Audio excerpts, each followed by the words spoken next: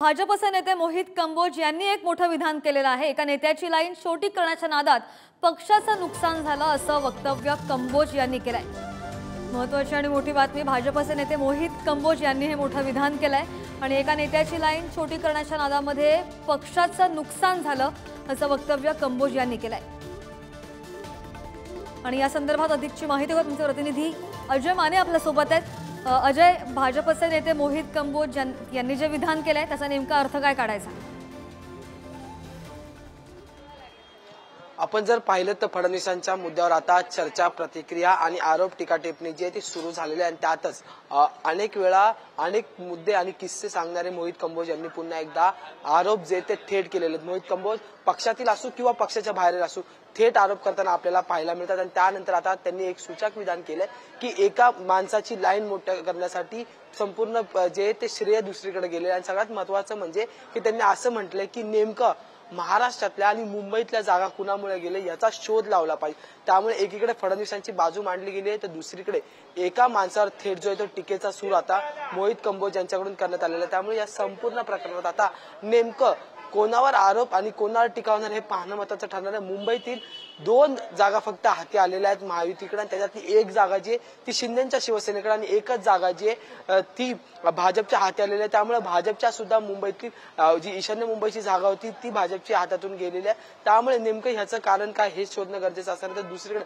विदर्भातून भाजपचा गड जो आहे तो बाहेर निघून काँग्रेसने विदर्भात पुन्हा एकदा आपली चढाओढ जी आहे ती वाढवून ठेवलेली आहे। त्यामुळे हा सगळ्या गोष्टींचा आरोप नेमका कोणावर किंवा याचं नेमकं मूळ कारण काय हे शोधण्याची गरज आहे असं मोहित कंबोज यांनी या संपूर्ण ट्विटमध्ये लिहिलेलं आपल्याला पाहायला मिळतं। त्यामुळे आता ह्या संपूर्ण सुरू झालेल्या प्रकरणात काय वेगवेगळ्या घडामोडी होतील आणि त्यातच भाजप हा असा पक्ष आहे जो मॅनेजमेंटने काम करतो। देवेंद्र फडणवीस यांनी या संदर्भात कुठल्या वरच्या नेत्यांशी बोलणं केलं होतं का, केंद्रातील नेत्यांशी बोलणं केलं होतं हे एक महत्त्वाचा मुद्दा असणार, कारण की थेटपणे उघडपणे माध्यमांसमोर त्यांनी आपल्या भूमिका ज्या त्या मांडल्यात आणि त्याच्यानंतर अनेक प्रतिक्रिया जे आहेत भावनिक प्रतिक्रिया असतील, त्याच्यानंतर विरोधी पक्षामध्ये ज्या लोक आहेत त्यांच्याकडून टीका टिप्पणी जी आहे ती सुरू झालेली आहे आणि त्यातच त्यांच्या पक्षातील एका नेत्याने जे ते असं सूचक ट्विट करून एकाला टार्गेट करणं म्हणजे नेमका याचा अर्थ काय हे पाहणं महत्त्वाचं ठरणार आहे। अजय, बरोबर आहे, पण मोहित कंबोज यांनी जी एक्सपोज केलेली आहे भाजपच्या अंतर्गत जे कलह आहेत त्या कलहांवर मोहित कंबोज यांनी बोट ठेवलं असं म्हणता येईल का?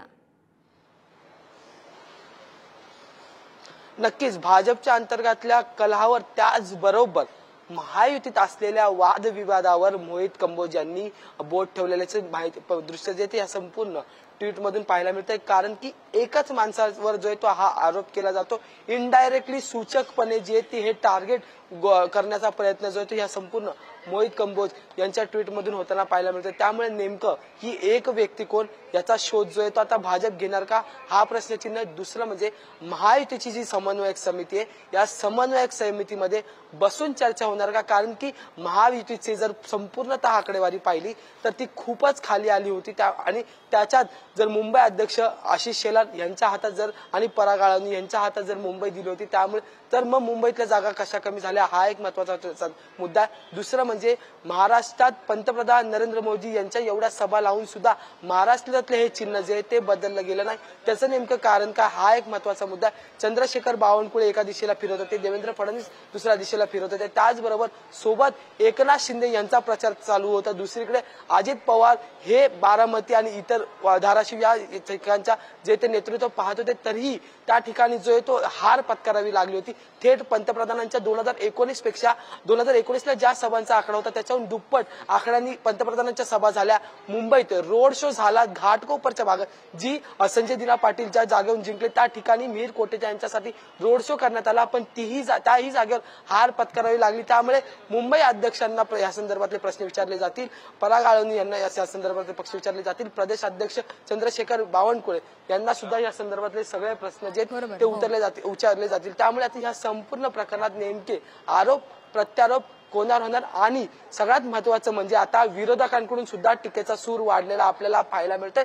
तर महायुतीत असलेले नेते जे ते सहानुभूती दाखवताना पाहायला मिळतात आणि भाजपचे नेते जे ते भावनिक झालेले आपल्याला पाहायला मिळतात। त्यामुळे आता या संपूर्ण प्रकरणात काय झालंय याची माहिती घेणं महत्त्वाचं असणार आहे। नुकतेच जर आपण पाहिलं तर अनेक नेते मंडळी जे आहेत ते आपल्याला टीका करताना पाहायला मिळतात।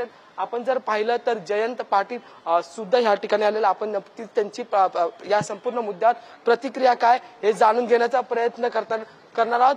पण आपण जर पाहिलं तर अनेक टीका टिप्पणी जी आहेत ती सुरू झालेली पाहायला मिळतात आणि त्यामुळे नेमकं या प्रकरणी काय होणार हे पाहणं महत्वाचं ठरणार आहे। कारण की ही सगळी गटबाजी जर पाहिली किंवा मग हा सगळा ट्विटचा जो सूचक विधान जर पाहिलं तर या सगळ्या मुद्द्यांवर काय होणार ते नेमकं पाहणं महत्वाचं ठरणार आहे। कारण की आता काही वेळातच शरद पवारांच्या राष्ट्रवादीचे प्रदेश अध्यक्ष जयंत पाटील सुद्धा माध्यमांशी जे ते प्रतिक्रिया देणार, त्यांचं नेमकं या संपूर्ण मुद्द्यावर काय मत असणार आहे हे सुद्धा पाहणं महत्वाचं ठरणार आहे। अजय बरोबर, एनडीए ही भाजपची जी बैठक होती त्यानंतर फडणवीसांनी जे वक्तव्य केलं त्यावर अनेक प्रतिक्रिया उमटत आहेत आणि त्यातच मोहित कंबोज यांचं हे मोठं वक्तव्य।